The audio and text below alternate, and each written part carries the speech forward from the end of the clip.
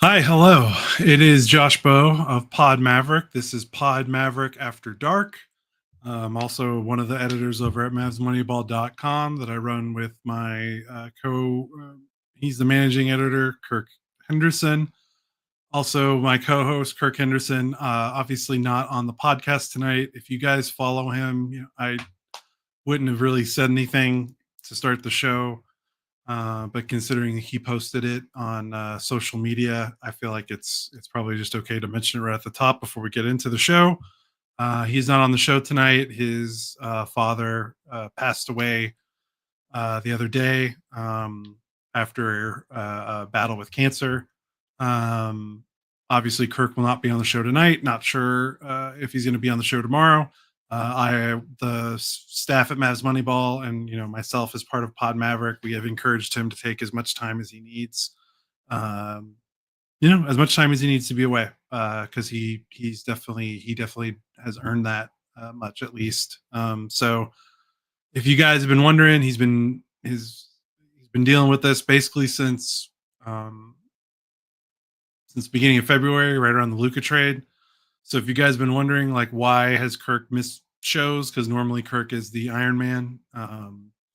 So that's kind of why. Like, he has been every time you've seen Kirk do a show between from beginning of February to now, he has been doing that, knowing what's been going on with his personal life and knowing he was at any moment about to lose his father. So I hope you guys can. I know obviously we have a great fan base, and you guys will be as supportive as always. But for anyone listening that doesn't necessarily like the show, obviously you don't have to like the show now because something sad happened to us. But I just hope you just understand that Kirk really puts his heart and soul into doing this show and running the site. He treats it like a real job at times, because that's kind of how hard he works, and he uses it a little bit as an escapism. But that's how much he cares about the community that he's helped foster at Mavs Moneyball and our podcast, Pod Maverick. He really likes talking to you guys. Like, he wouldn't do this if he didn't still like doing it.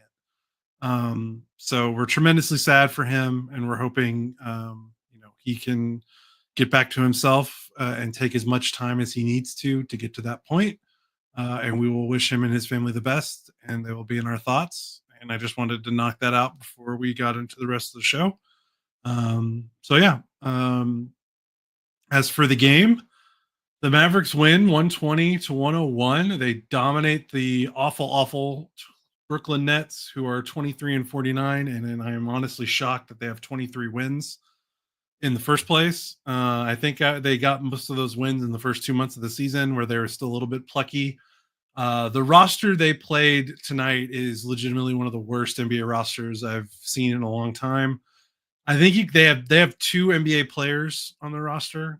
I mean, I'm honest, when I look at the rest of their team, I don't know if anyone else besides that played tonight, besides Cam Johnson and Nick Claxton, will be on an NBA team in 3 to 4 years. Maybe end of the bench, but like, I don't know if anyone else on this team will be a rotation player in 3 to 4 years. Now they are playing some younger guys. Noah Clowney was a former first round pick. Um, Zaire Williams was a former first round pick that kind of fizzled out with the Memphis Grizzlies. So, maybe they got some talent that might shake out a little bit. But this was a dreadful team that the Mavericks played. And I know the Mavericks aren't in a good place. They're under 500 as well. But this was a game the Mavericks had to take care of business. And of course, I'm burying the lead. Anthony Davis is back. His first game since February 8th with an abductor strain. Initially was reported that he would miss about a month, so it's been almost well over a month, verging into almost 2 months. A lot of reporting over the last few weeks, especially when Kyrie Irving went down, if he was going to return this season, because I mean this is pretty much a lost season for the Mavericks, even if they managed to kind of claw back into the play-in race. Entering tonight, they were tied with the Phoenix Suns, and the Phoenix Suns hold the tiebreaker. Phoenix plays Milwaukee. So they will probably lose that game. And the Mavericks will have pretty much a game lead on the Suns if the Suns end up losing later tonight. That's a West Coast game. So yeah, the Mavericks, like it or not, if this was a relatively normal season, they probably wouldn't be close to the play-in. But since the West is kind of a mixed bag this season, they're going to be in the play-in. So Davis is coming back, and also like he kind of had to come back. Like the Mavericks need bodies. Kessler Edwards was inactive again because he was running up on the limit of his two-way deal. Kai Jones is going to run up on the limit of his two-way deal. So is Brandon Williams. They still have plenty of injuries with Daniel Gafford and Derek Lively and Dante Exum and Olivier Maxence Prosper and of course Kyrie Irving. So, like it or not, he kind of probably had to come back on the floor, and you can't blame AD. I think he has a lot he wants to prove after this trade. I mean, his name has been kind of run through the ringer. Not really his fault, but when you get traded for Luka Doncic and the Mavericks kind of fall apart while the Lakers rise up in the standings, he has kind of unfairly. I don't know if unfairly maybe slight. He is a very good player, and I think there's been a perception that he's not like almost like he's kind of a bum. And yeah, he is not as good as Luka Doncic. And yes, he does have an extensive injury history. And yes, it doesn't change all of the factors about the trade, what made it so bad. But when he's healthy and he's right, he's still an excellent all NBA level player. And I think a little bit of that got lost in the weeds over the last month or so with him being hurt. Of course, he needs to be available. I think he very much hears that. From what I've heard from Lakers people that covered him a lot, he's very much glued into media narratives and stuff like that. So he hears the noise about him not being available and being day to day, that being kind of his nickname. So he wanted to get back out there, and I don't know what to say other than he didn't seem to re-aggravate the injury any further, and the Mavericks won. Past that, I don't know how you can give any credible evaluation of Anthony Davis tonight, other than he was moving at maybe 50% speed. I mean, he looked like he was going through an all-star practice today. I don't think he sprinted once. He mainly half jogged from 3-point line to 3-point line. And even doing all that, he played 27 minutes and had 12.6 rebounds, 3 assists, still block because he's just that talented. But in terms of exerting anything, he very much went through this game trying not to exert anything. I mean, like he played it very safe. And this is not a critique of Anthony Davis because I wouldn't blame him. First game in over a month with an injury that can linger and be re-aggravated. And let's be real, from what I've read, he kind of has a similar injury to what Damian Lillard had when he was in Portland, and that was an off and on injury until Lillard got surgery. So there's a chance he will, from what I've read and listened to experts, this probably doesn't go away until he gets surgery. Maybe he does that in the off season. So knowing all that, it makes total sense that he would move at half speed for a game against a team that's awful and doesn't need Anthony Davis to be 100% to beat them. So, but the only thing is how much of that was by choice and just being precautious, or how much of that is he just not? Can he do it? Is he all the way there? Can he shift up to another gear? We don't really know. And again, don't expect him to do that in his first game back. Don't expect him to do that in his first game back against one of the worst rosters in the NBA. There's no reason to it. He's got to pace himself. He needs to ease himself into it. But that will be the question that everyone should be asking and trying to answer over the next week or so. Is this being more precautious, or is he still pretty physically limited that he can't do all the things that he needs to be able to do to be the Anthony Davis that everyone knows he is? So that's the question mark, and it's hard to answer that after a game like tonight. It's hard to say anything other than he got through the game without and re-aggravating the injury, and the Mavericks won. Like that's kind of the two check boxes you have to have tonight for a game like this, and he cleared them. Obviously, you would love to see him running up and down, throwing down alley oops, and doing all this stuff, but he's coming back from a very, very, very delicate injury, so to speak, that could flare up at him at any time. But we have to be honest with ourselves. He was barely moving. Like, he was jogging from 3-point line to 3-point line. So we can't say he's back, but we can say, all the way back, but he at least got through this game and was at least productive in his minutes. He was a plus 12 in his 27 minutes, didn't hold the Mavericks back. Hilariously, the Brooklyn Nets doubled him at every single possession he touched the ball for the most part. And I was dying. I was wanting the Nets to just let him work one-on-one once or twice just to see what he would do, because he was very much okay with being double teamed and passing it out, because it didn't look like he wanted to do much because he's, coming back from a very serious, delicate injury. I don't know why Brooklyn didn't test him and be like, okay, yeah, try to do something, like score on us. If you want to go one-on-one, let's see what you got. And they didn't do that. They doubled him instantly. And I mean, they were doubling him away from the paint, like near the 3-point line sometimes, near the elbow, near the nail. Um, it was kind of funny. Like they wouldn't let him. And I get it if Anthony Davis was 100% because you look at the rest of the Mavericks roster. Kai Jones, Spencer Dinwiddie, PJ Washington, Klay Thompson, Najee Marshall, Dwight Powell, Brandon Williams, Max Christie, Jaden Hardy. That's who played tonight. Of course, you're going to want to double Anthony Davis if all things are equal. So, but I don't think things were equal. I just would have loved for like 3 possessions to see the Nets just guard him 1-on-1 and see what Davis would have done, because I don't think Davis was particularly interested in drawing a lot of contact or exerting any more effort than he needed to than to just get through the game.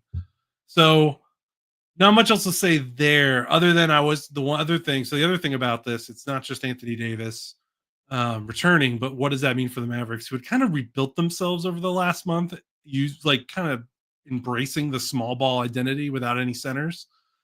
And the thing I want to point out is it didn't necessarily work. The Mavericks were very bad while Anthony Davis was out. They've lost a ton of games. Their net rating is stinky. But the thing that's interesting is their offense has been near league average. That's with no Anthony Davis, no Lively, no Gafford, no Kyrie Irving. They traded Luka away. They don't even, and then they traded Quentin Grimes away, and his replacement has basically not played or been a factor at all in this season, even when he has played in the handful of games he's played. All that, and they're still near league average offensively in this last month is wildly impressive. And I know March basketball and February basketball post All-Star break is floozy, to say the least. But it is remarkable that this team is still scoring. They scored 120 points again. Obviously, Davis is back, but again, Davis wasn't 100%. This wasn't the Anthony Davis that we expect. They have been over 115 points now 7 times in their last 10 games. They've been over 120 points in 4 straight games. Like, look at this lineup. Over 120 points, 4 straight games. It's kind of crazy. They've embraced small ball. They're spacing the floor, and they're driving. They are attacking the rim with ferocity. Mavericks had 64 points in the paint again tonight. The Nets, again, very stinky, but they do have Nick Claxton, who's a pretty good defender as a center. And obviously he didn't have a great game, but the Mavericks treated him like he was a G leaguer. I mean, like they treated him. They had no fear of Nick Claxton tonight, and they went to the rim like they've been doing since these injuries. They just go to the rim.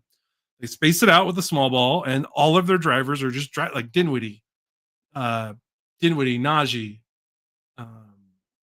PJ, Brandon Williams, even Jaden Hardy a little bit, Max Christie a little bit. These guys have probably the paint is more open for them than they've been all, like, especially for like Najee and PJ. The paint is this is the most the paint's been open since Luke has been traded. And they're just spreading out. In that first game against Houston with Anthony Davis, they tried to play with 2 centers. And it worked, but it was different. The driving lanes weren't there, and things got a little mucked up in that third quarter before Davis got hurt. And then Davis got hurt, and they played with 1 big and spread the floor out again, and things looked okay. So I've been wondering, what's that going to look like? Because obviously it's not something that you sacrifice. Like, they didn't win, and their defense was terrible. Like, obviously they can't play without a center. Especially when Davis is back, and they're gonna get Lively back, and maybe they'll get Gafford back. So like, it's not like they needed to sacrifice the team, what they were doing, to continue doing the small ball stuff just because the offense was better than expected, because the defense was horrible. It was the pits. But I've been wondering, what's it going to look like? How are they going to balance? Okay, now they're bringing Davis back. The bigs are coming back. How are they still going to maintain that near league average offense with a defense that hopefully gets a bump as well? Because that's kind of where they need to be. Because, with Davis, Gafford, and Lively, or at least with Davis and Lively back, their defense has a chance to at least be pretty competitive. But what's that going to do to the offense when you're playing 2 bigs? And I was wondering, is Anthony Davis going to start at center tonight? Answer is no. And of course, I shouldn't have thought he was, because with his minutes restriction, with the fact that he just was not going to play center with the way he was moving. I mean, he was guarding at the 3-point line, just kind of standing around. He was not going to play center. He was standing in the corner for a lot of possessions. You don't want him playing center doing that. So they started Kai Jones with him. So he played with a big I think pretty much every one of his minutes. He was either playing with Kai Jones or he was playing with Dwight Powell. So what are the, what's that going to look like? And it looked pretty good, because Kai Jones was awesome. 13 points and 9 rebounds. He's been double figure scoring every game as a Maverick. This is his 4th game. He fed off. He got a lot of looks off the attention that Davis was getting from his double teams, and that's just something to watch. It's hard to evaluate. Again, this game felt like a scrimmage. Like it's really hard to evaluate process other than just accepting the results. But I'll be very curious to see going forward as Davis ramps up and starts looking more like himself and exerting more effort. What do the driving lanes look like for a team that was driving the ball really well while he was out? And tonight, no ill effects. Brandon Williams was great in the paint. Najee Marshall was awesome again, driving and scoring in his floater range. Spencer Dinwiddie was very good as well. 16 points, 12 assists for Dinwiddie. Just does not turn the ball over, Dinwiddie. Only had one turnover. He's been low key. That has been crucial to their offense being acceptable, is that Dinwiddie has been okay being the sole point guard on the team. Special shout out to Najee Marshall, though. He is having a march to remember. He's now about 21 points per game, 8 rebounds, 4.3 assists, shooting 51% from the field. It's insane. His 3-point shot has gone bye-bye, but once again, he is so good at the paint outside the restricted area shots, those floater range shots. Let's see what he was tonight. He was 3 of 4 in the paint outside the restricted area. He was 4 of 7 in the restricted area, so that's pretty funny. The Mavericks themselves were 19 of 26 in the restricted area, 13 of 21 in that floater range. Again, 61.9%, so 62% in the floater range. League average is 44.2. It has been a deadly weapon between Dinwiddie and Najee. It has been insane. And with Davis back, who's also pretty good in that area, their offense might be pretty good. I mean, I keep waiting for the balloon to fall out, and they haven't played a lot of good teams lately. So let's see them play some good teams. Maybe that pops the air out of the balloon. But we'll see. But that's going to be the thing to watch going forward, is how their offense looks. Does their defense get better?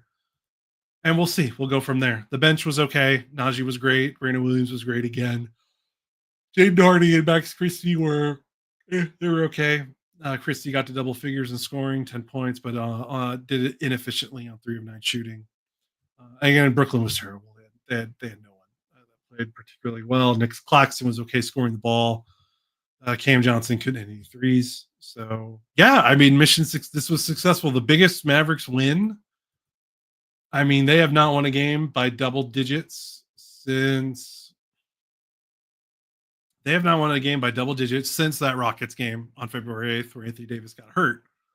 They have not won a game by 15 or more since January 27th against the Washington Wizards. So back before Luka was even traded, but obviously he was still hurt. So it's been a while since they've had a win like this. They just need wins. It's their back-to-back wins. It's the first time they've had back-to-back wins since February 13th and February 21st against Miami and New Orleans. And their schedule is baby soft, guys. They play New York tomorrow. That's probably going to be a loss. Davis isn't going to play.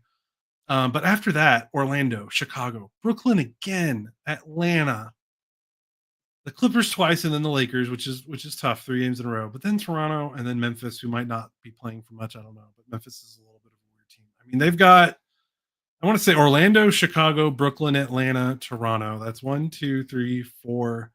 That's 5 games that I think that they should win. They should win. I know people are going to scoff at the Orlando part, but I think Orlando stinks. I think Orlando is fraudulent. I hate their team. I hate their roster. I don't think teams that can score are not good. I don't care how good their defense is. The NBA is about scoring now. I'm sorry. Defense still matters, but if you have an offense as horrific as Orlando's, it's really hard to win games. They're not playing very well right now. So if they get 5, if they win all 5 of those games and they lose the rest of them, that's, maybe they lose a couple they should win. Maybe they win a couple they shouldn't. I mean, that puts them, trying to do some standings math. I mean, that puts them at 40 wins. So that puts them at 40 and 42. I don't think the Phoenix Suns are getting to 40 wins, because have you seen their schedule? Kirk's talked about it. It's nuts. They're playing Milwaukee tonight. It's insane.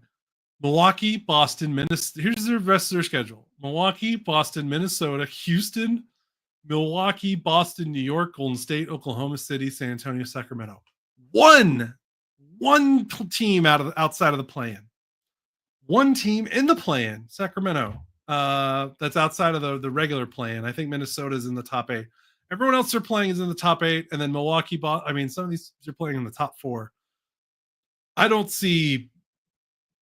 I see one more win on the Suns' schedule. Maybe they get 2. So what? 36 wins, and the Mavericks are 35. So the Mavericks need to get to 37 wins. The Mavericks need 2 more wins, I think, to clinch. I mean, not officially, because we're not going to know till it's actually official. But if the Mavericks get to 37 wins, I think that they will make the playoffs or make the play. So that's where we're at. I don't think the Phoenix Suns are winning 3 more games for the rest of the season. Again, Milwaukee, Boston, Minnesota, Houston, Milwaukee, Boston, New York, Golden State, Oklahoma City, San Antonio, Sacramento. They might get lucky. Oklahoma City resting guys. Maybe Sacramento's resting if their playing position is secure. Maybe Boston is resting a little bit, but man, I mean, even then, the Suns are a mess. So I think I think 37 wins is the magic number for the Mavericks, and they just need 2 more, and they will most certainly get that. So I'm gonna hightail it. 21 minutes. I hit my goal by myself. Again, Mavericks win 120-101 to the Brooklyn Nets. Check out MavsMoneyball.com for more post-game coverage. I will be back tomorrow against the New York Knicks. I think Kirk has made some hints that he might be around. I would love for him to take the night off again, but I'm not going to tell him what to do, whatever feels right for him. But again, keep Kirk in your thoughts for us, please. After he's had a rough month, guys. I don't know how else to say from that. So for me, this is Josh Bowe of Pod Maverick After Dark and MavsMoneyball.com. Check the site for more. Subscribe. Do what you got to do to pump up our show. Leave reviews, comment, like it, whatever you got to do. And we appreciate you guys sticking around despite the fact that this has been a season from hell. So seems to be getting better. Anthony Davis is back, so at least there's more interesting things to talk about. So that's pretty good. So again, Josh Bowe signing off. You guys take care. See ya.